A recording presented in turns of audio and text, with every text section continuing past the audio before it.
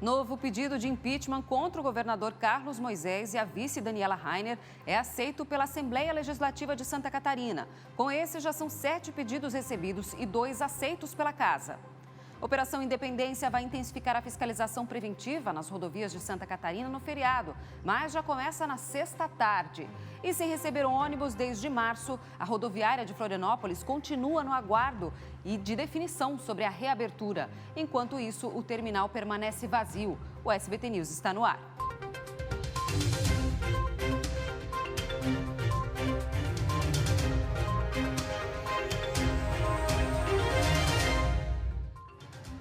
Olá, muito boa noite para você que está com a gente, ligado no SBT News a partir de agora, com as principais informações do estado. E o momento é complicado para o governo de Santa Catarina. Hoje, a Assembleia Legislativa aceitou mais um pedido de impeachment. Seria a 7ª tentativa de afastar o governador e a vice. Enquanto isso, eles tentam se defender do processo que já tramita na casa. Um novo pedido de impeachment contra o governador do estado foi lido hoje na Assembleia Legislativa. O documento aponta para crime de responsabilidade em 3 situações: na equiparação salarial dos procuradores do estado com os procuradores da Assembleia, que já é alvo de investigação, na tentativa da contratação do hospital de campanha de Itajaí, além da aquisição dos 200 respiradores. Com o novo pedido, o governador e a vice devem responder a 2 processos paralelamente. Ele vai seguir de forma paralela, porém individualizada.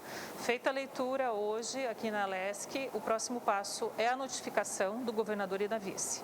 A partir do momento que eles são notificados, eles vão possuir um prazo de 10 sessões ordinárias, que dá cerca de 3 semanas e meia, para poder efetuar e apresentar sua nova defesa. Então, se faz necessário que seja instituído um novo processo, uma nova comissão, até porque os processos estão em fases distintas. O processo de impeachment que já corre na LESC trata do aumento de salário aos procuradores do estado, supostamente concedido de forma sigilosa pelo governador, numa tentativa de impedir que os órgãos de controle pudessem fiscalizar.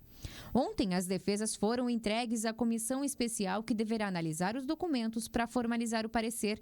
A primeira reunião de trabalho aconteceu hoje. As defesas foram distribuídas aos membros da comissão e o relator, também com o relator adjunto, apresentaram um cronograma de trabalho da comissão, que iniciou-se de fato hoje e na reunião final, que vai ser dia 15 de setembro, onde o relatório final vai ser apresentado para apreciação e votação dos deputados. Caso a comissão dê parecer favorável ao impeachment, o documento vai à votação em plenário e o governo precisará de 14 votos para barrar o processo. Se o plenário decidir pelo andamento do impeachment, será formada uma nova comissão com deputados e desembargadores que deverão julgar o processo. Só então, os envolvidos seriam afastados do cargo até a conclusão do julgamento. O momento é delicado para o governo. Além das questões administrativas, é preciso considerar o cenário político. Ontem tivemos a decisão do STJ, que foi dura com o governador e com a sua equipe. Então, esse momento complexo tem que ser tratado com muita transparência e cautela por parte dos deputados. Somos todos agentes políticos, no impeachment, por exemplo, obviamente que a gente vai analisar juridicamente tanto as defesas quanto o pedido de impeachment, mas o nosso posicionamento é político, porque nós somos políticos. Estamos aqui representando os mais 7 milhões de catarinenses e o nosso julgamento tem que ser com a nossa consciência e um julgamento político. E o novo pedido de impeachment deve ser oficializado na próxima terça-feira aqui na Alesc. O documento é resultado da CPI dos respiradores. Este, então, será o 8º pedido de impeachment contra o governo do estado. 4 foram arquivados, 1 está em análise e outros 2 já estão em andamento, incluindo o que foi lido hoje. A base do governo se pronunciou sobre esse novo processo. Mas agora a gente vai se debruçar com mais calma e analisar o que está ali posto. Eu vejo uma banalização do processo. Acho que não é caso de afastamento, não é tempo de afastamento do governador e da vice Daniela. E por isso a gente segue nesses próximos passos com muita cautela, tentando buscar o diálogo no parlamento para superar essa fase de crise.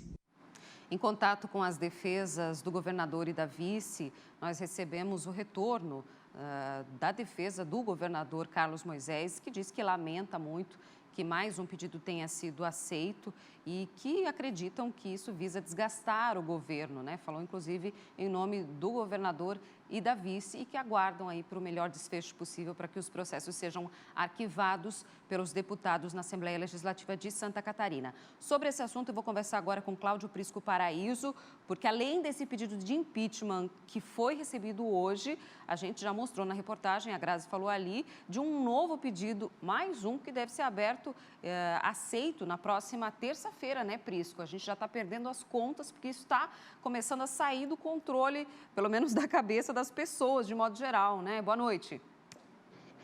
Muito boa noite, Bruna. Boa noite a todos. Uma festa, uma farra, uma overdose de pedidos de impeachment.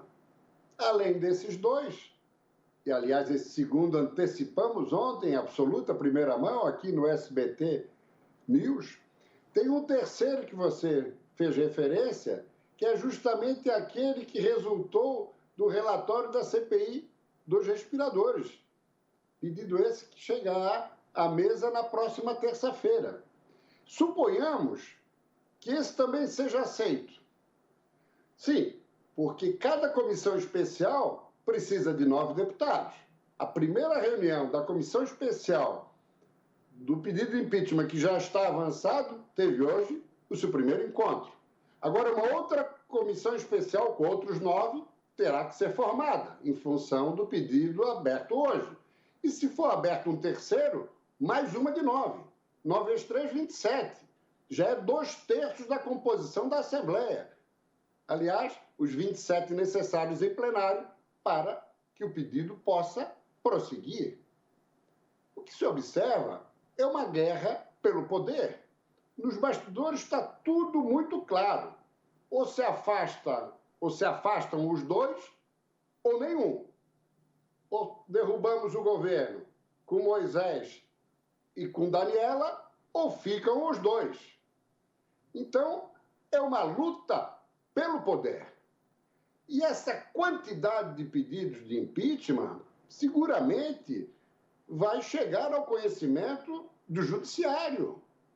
Os magistrados vão começar a perceber, daqui e de fora, que mais do que eventuais e possíveis irregularidades, o que tem é um jogo e uma briga pelo poder, em eleições indiretas, cujo governador definitivo será escolhido pelos 40 deputados. E não podemos esquecer, Bruna, para fechar, o seguinte: a família Bolsonaro está fechada com a vice-governadora Daniela Rainer. E Bolsonaro tem muita influência no STJ em Brasília. Então, o jogo está longe de ser jogado, embora alguns jogadores atuando de maneira sórdida. É com você, Bruna. Obrigada, Prisco, pelas informações. E olha, na próxima segunda-feira é dia 7 de setembro, feriado. Pensando no fim de semana de feriadão, a Polícia Rodoviária Federal de todo o país começa amanhã a Operação Independência. Quem tem mais informações para a gente sobre como vai funcionar essa operação é a repórter Jéssica Valentini, que já está lá ao vivo na cabeceira das pontes, na parte do continente, né, Jéssica? Boa noite. O que a gente pode já adiantar para as pessoas que pretendem pegar a estrada amanhã? Boa noite, Bruna. Boa noite para você que está em casa. Isso mesmo, eu estou aqui na cabeceira da parte continental da ponte, onde já é rodovia federal, que é uma das rodovias que vai ser fiscalizada nessa operação, na Operação Independência 2020, que começa na sexta-feira. É uma operação que já acontece todos os anos, exceto no ano passado, né, que a gente teve um feriado no fim de semana. Esse feriado desse ano, como é na segunda-feira, muita gente, né, apesar da recomendação de ficar em casa, né, vai viajar ou vai aproveitar a família ou precisa viajar, então a PRF vai fazer uma operação de fiscalização também com algumas restrições. É isso que a gente quer chamar a atenção aqui. A gente fez um telão, inclusive, para falar das restrições de veículos de carga. Então, você aí fica atento, né? Na sexta-feira, por exemplo, os veículos de carga não vão poder circular das 4 horas da tarde às 10 horas da noite. No sábado, das 6 horas da manhã até o meio-dia. E na segunda-feira, das 4 horas da tarde até as 10 horas da noite. Mas isso só em rodovias de pista simples e não são todos os veículos. Eu estou aqui com o inspetor da PRF, o inspetor Fiamoncini, que vai me falar um pouquinho mais sobre esses detalhes da operação e também os cuidados para todos os veículos, né? Veículos menores que vão ser maioria nessas rodovias. Boa noite, Fiamoncini. Boa noite. A restrição vale para aqueles veículos de carga de grande porte, bitrens, cegonhas, veículos que precisam de autorização especial de trânsito para se locomover. Esse tipo de veículo é muito lento na hora de frear e é muito lento na hora de acelerar também. Ele contribui para o aumento dos congestionamentos.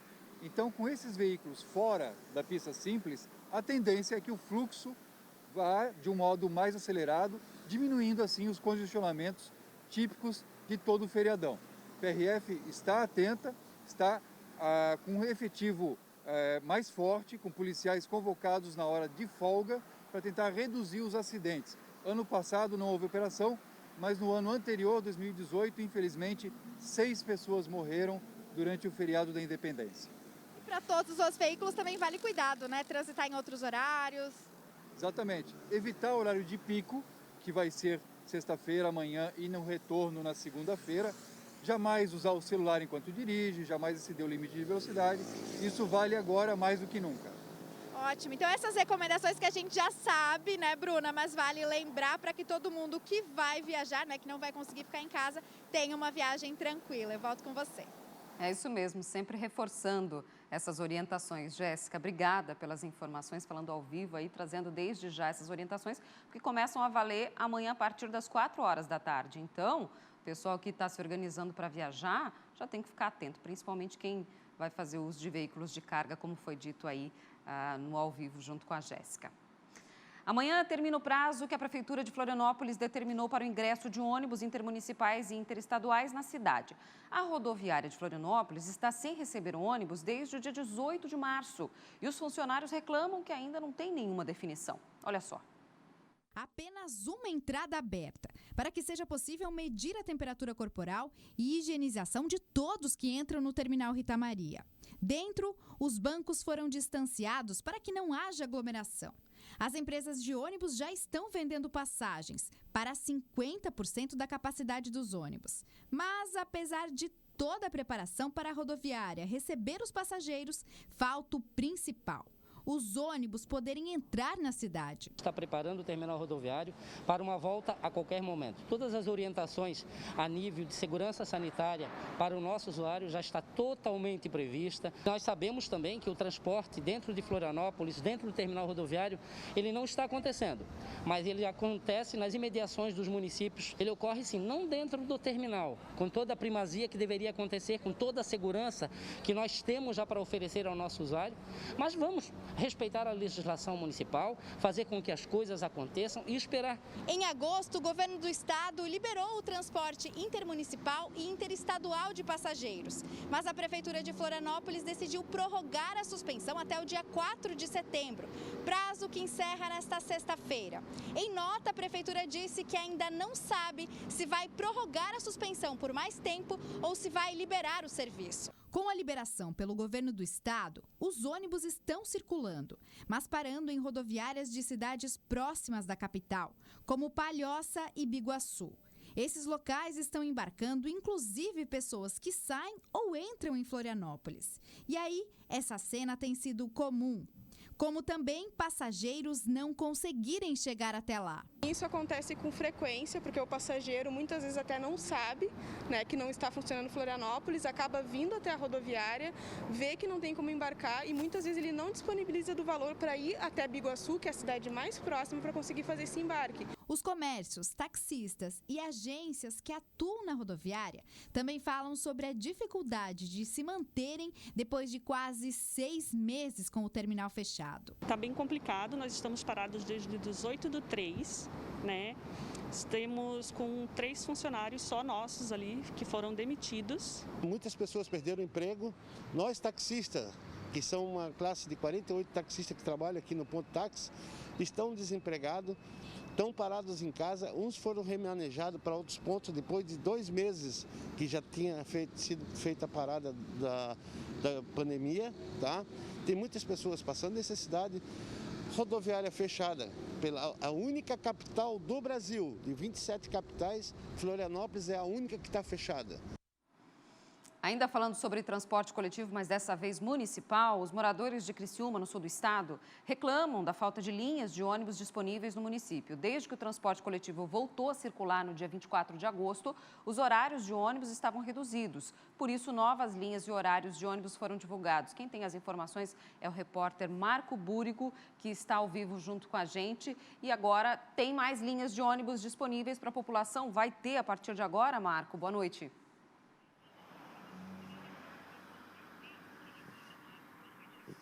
Boa noite, Bruna. Boa noite a todos que nos assistem. Exatamente, a Associação Criciumense de Transporte Urbano divulgou uma nova lista com novas linhas e horários que estão atendendo a população de Criciúma a partir de agora. São cerca de 60 horários novos à disposição da população, contemplando 6 regiões da cidade, além de novas linhas também para os chamados amarelinhos, que transitam pela principal via da cidade, que é a Avenida Centenário.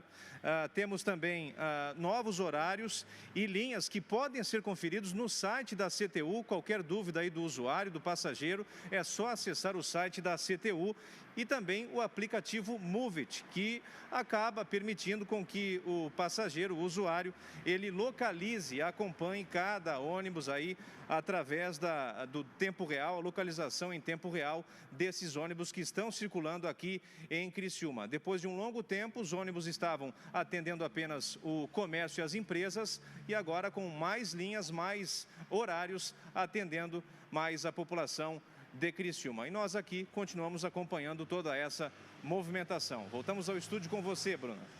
Tá certo, Marco. Não adianta voltar o transporte se não for funcional para a população, né? Obrigada pelas informações. Marco Búrigo conversando ao vivo com a gente direto de Criciúma. Eu vou para o intervalo e na volta tem mais informações. Não sai daí.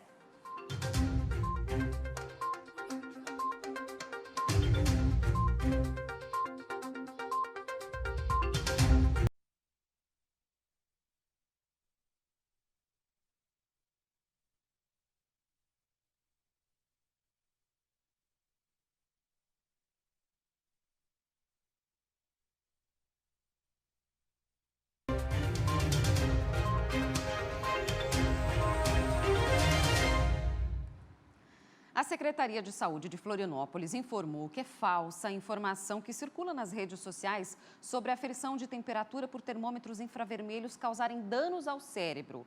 O equipamento, que é de uso obrigatório em estabelecimentos comerciais da capital, não emite raios infravermelhos. Ele apenas capta a radiação emitida pelo próprio corpo humano e a luz emitida por ele serve para auxiliar na hora de apontar corretamente para o local.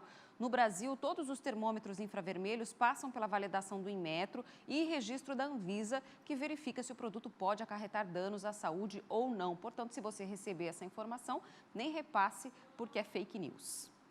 Vamos atualizar agora, então, os dados da Covid-19 aqui em Santa Catarina. O estado já contabiliza 184 mil casos confirmados da doença. 173.163 pessoas já se recuperaram da Covid-19 e outros 8.689 ainda estão em acompanhamento. 2.352 pessoas já morreram por causa da Covid-19 e a ocupação dos leitos de UTI agora está em 69,8% em Santa Catarina. E olha, foi autorizado hoje, durante uma sessão online entre os conselheiros do Tribunal de Contas do Estado e a Prefeitura de Florianópolis, o edital de concorrência para a construção da Marina e Parque da Avenida Beira-Mar Norte na capital. A decisão foi unânime e algumas mudanças nas cláusulas contratuais foram impostas pelo TCE. Agora, o processo executivo do edital deve também ser votado pelos conselheiros e, caso ele seja aprovado, a Prefeitura da capital vai poder agilizar a assinatura do contrato com a empresa que é a vencedora da licitação, iniciar os procedimentos do projeto, licenciamento e, finalmente, dar início à obra. E a Epagre-Ciran divulgou hoje que a estiagem teve uma melhora significativa em Santa Catarina devido ao volume de chuva considerável dos últimos 3 meses. Mas algumas regiões do estado ainda enfrentam problemas no abastecimento de água por causa do tempo seco. pela distribuição de chuva aí, ocorrida durante o mês de agosto, né, que surpreendeu de uma forma bem positiva, com uma boa distribuição de chuva, né, volumes mais significativos no litoral norte do estado, parte do Planalto Norte, inclusive na Grande Florianópolis. Mas as áreas que ficam mais ao sul, litoral sul, Planalto Sul, inclusive no extremo oeste, mais próximo ao Rio Grande do Sul, os volumes ficaram um pouco abaixo do esperado. E como a gente agora vem para os próximos dias, os próximos 20 dias, com pouca chuva sobre o estado, isso aí pode até se agravar, né? Das 285 cidades catarinenses, 221 estão em estado de normalidade, enquanto 55 estão em estado de atenção. 6 em estado de alerta e 3 em estado crítico. Para o próximo trimestre, a previsão é de média a pouca chuva aqui em Santa Catarina. Agora é hora da gente conferir a previsão do tempo.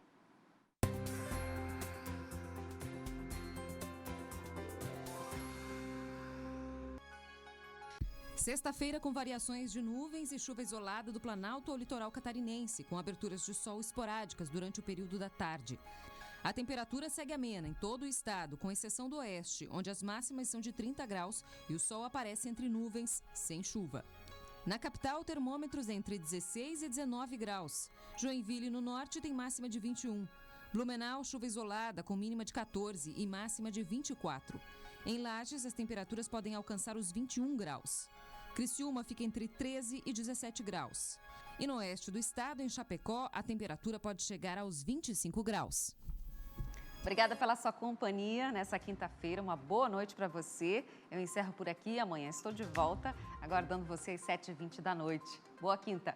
Até lá.